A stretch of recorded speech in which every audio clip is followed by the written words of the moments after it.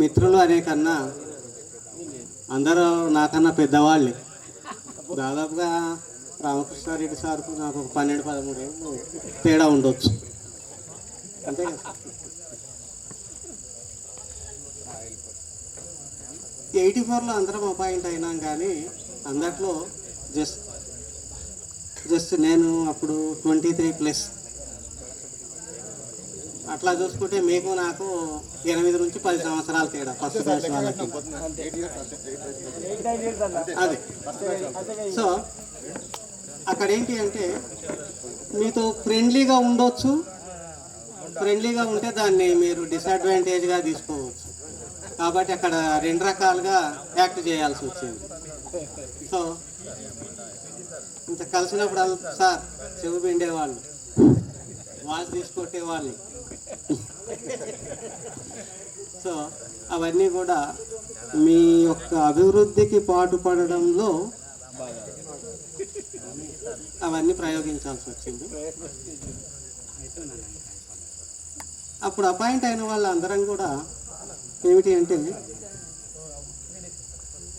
విద్యార్థుల యొక్క జీవితాల కొరకు పనిచేసినాం, కానీ పనిచేసినందుకు జీతం కొరకు అని అనను. జీవితాల కొరకు పనిచేసినాం కాబట్టి జీతం తీసుకున్నాం. ఇంకా ప్రిన్సిపాల్ గారు మాట్లాడుతూ బ్యాడ్మింటన్ అంటే పరిగి, అవును మేము అందరం అక్కడ ఉన్నాము. మీకు అందరికి గుర్తుండొచ్చు, మార్నింగ్ 6 o'clockకి లేస్తే ముందు బ్యాడ్మింటన్ కృష్ణారావు గారు, నేను, సత్యనారాయణ రెడ్డి సారు, ఈ సార్ గారు, లైబ్రరీ అందరూ పొద్దున్న సాయంత్రం బ్యాడ్మింటన్ ఖచ్చితంగా ఆడేది. ఏం సార్? సో అక్కడ నుండి బ్యాడ్మింటన్ అనేది అక్కడ స్టార్ట్ అయిపోయింది కదా. అట్లా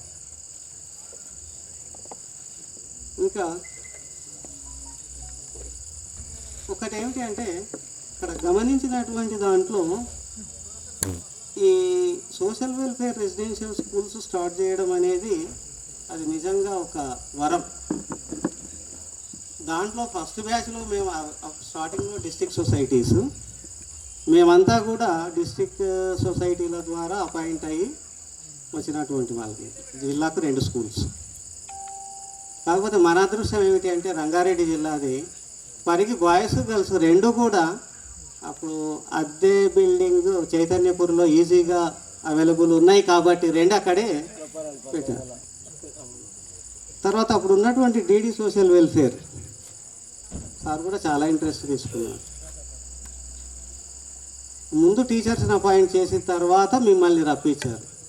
జనరల్గా ఏం చేస్తారంటే స్కూల్ పెట్టిన తర్వాత టీచర్లను అపాయింట్ చేస్తారు, కానీ అప్పుడు అట్లా కాదు.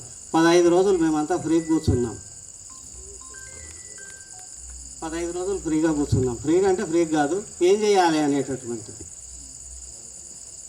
ఆ మధ్యకాలంలోనే ఒకసారి స్కూళ్ళు ఏపీ రెసిడెన్షియల్ స్కూల్స్ అప్పట్లో బాగా నడిచేవి. దాంట్లో ఏంటి అంటే సర్వేయల్ రంగారెడ్డి జిల్లా, నల్గొండ జిల్లా సర్వేయల్ అంటే ఫేమస్.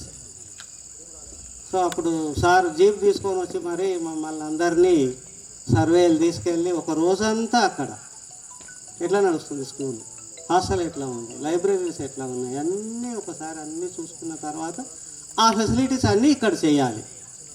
అయితే అకాడమిక్కు సంబంధించినంత వరకు అన్నీ చేయగలిగినాం, కానీ ఫిజికల్ ఫెసిలిటీస్ అంటే అది టెంపరీ బిల్డింగ్, రెంటెడ్ బిల్డింగ్ కాబట్టి అవన్నీ చేయలేకపోయినారు. సో దాంట్లో ఏమిటి అంటే ప్రభుత్వం మీ మీద ఖర్చు పెడుతుంది, మా వంతు మేము కృషి చేయాలి అని చెప్పేసి అప్పుడు ఉన్నటువంటి ఉపాధ్యాయులం అందరం కూడా ఒకరొకరు పేరున అందరూ ఎవరు తీసిపోయిన వాళ్ళు కాదు. కాకపోతే ఒకటి ఏమిటి అంటే కొన్ని సబ్జెక్ట్ ఇన్ఫ్లుయెన్స్ అనేది ఉంటుంది కాబట్టి దాంట్లో గౌరీశంకర్ సార్ పేరు మళ్ళీ వినిపిస్తుంది అంతే, అంతకుమించి వేరే ఏమి. ఏ సబ్జెక్టుకైనా 100 మార్కులే. మ్యాథ్స్లో 100 వచ్చి మీకు సోషల్లో 34 వచ్చినంత మాత్రాన మిమ్మల్ని ఏం పాస్ చేయరు. కాబట్టి అన్ని సబ్జెక్టులు ఈక్వలే. కాకపోతే ఒకటేమిటి అంటే queen of the all subjects అని మ్యాథ్స్ అని చెప్పి ఇంకా సరే దానికి ఇచ్చే ఇంపార్టెన్స్ భయం, ఇంపార్టెన్స్ అనే కన్నా నేనేమంటానంటే అంతవరకు కూడా ఉపాధ్యాయులు కరెక్ట్గా చెప్పాలంటే ట్రైన్డ్ డిగ్రీ ప్లస్ మ్యాథ్స్తో డిగ్రీ ఉండి ట్రైన్డ్ ఉన్న వాళ్ళు చాలా తక్కువ. వాళ్ళు ఏదో ఒక స్కూల్ అసిస్టెంట్ స్కూల్లో అయ్యా ఎవరు లేరు, నువ్వు మ్యాథ్స్ చెప్పింది. ఆ విధంగా మీకు మ్యాథ్స్ అంటే ఇబ్బంది లేదా కష్టం, ఒక ఫోబియా అనేది క్రియేట్ చేయబడ్డది. దాన్ని పోగొట్టడానికి మేమంతా ప్రయత్నం చేసినాం. సో ఒకసారి 35-36 సంవత్సరాల తర్వాత మీ అందరినీ కలుసుకోవడం నాకు చాలా ఆనందంగా ఉంది. చాలా పనులు ఉన్నాయి, అయినా సరే మీ అందరు ఒకసారి కలుద్దామనే ఉద్దేశంతో వచ్చాను. సో మీరంతా మమ్మల్ని ఈ విధంగా సన్మానించినందుకు మీ అందరికీ ధన్యవాదాలు తెలియజేసుకుంటూ ముగిస్తున్నాను. Thank you.